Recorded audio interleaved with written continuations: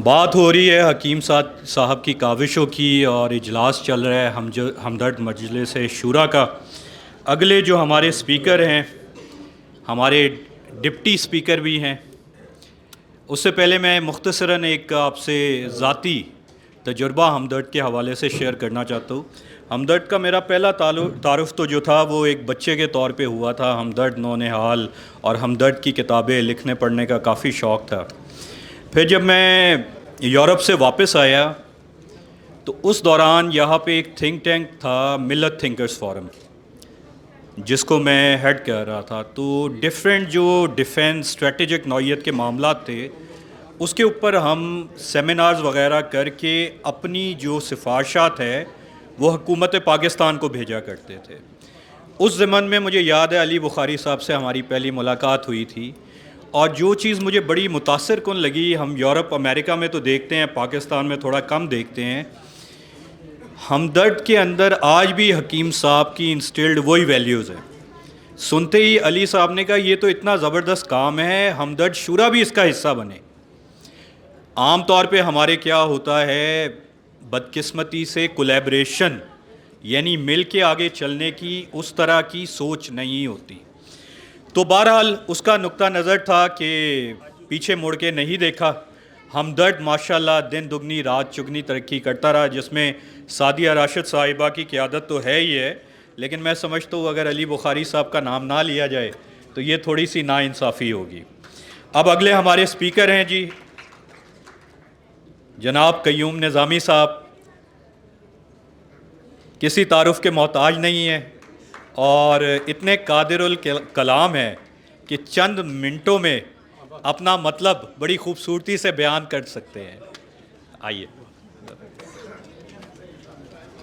बिस्मिल्लाहिर्रहमानिर्रहीम। मुअज़्ज़ज़ ख़वातीन व हज़रात,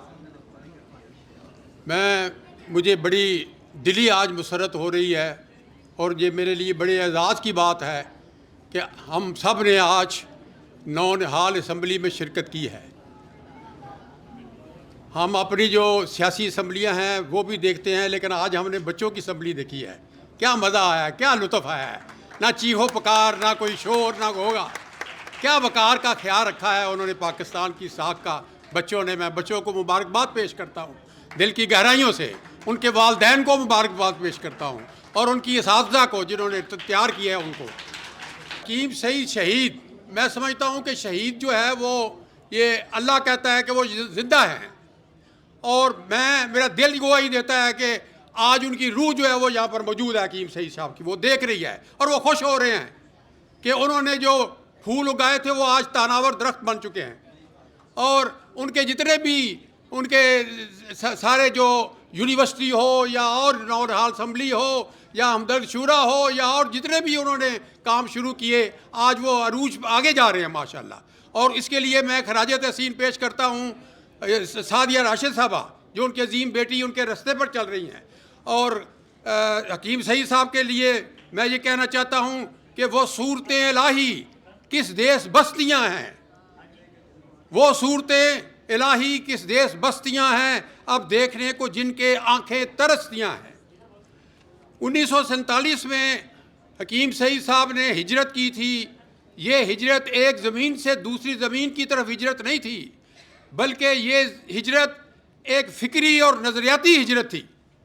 और हकीम सईद साहब ने ख़ुद फरमाया था कि मैं पाकिस्तान में इसलिए आया हूँ कि यहाँ एक नई तहज़ीब, नया इंसान और नई दुनिया तमीर की जा सके।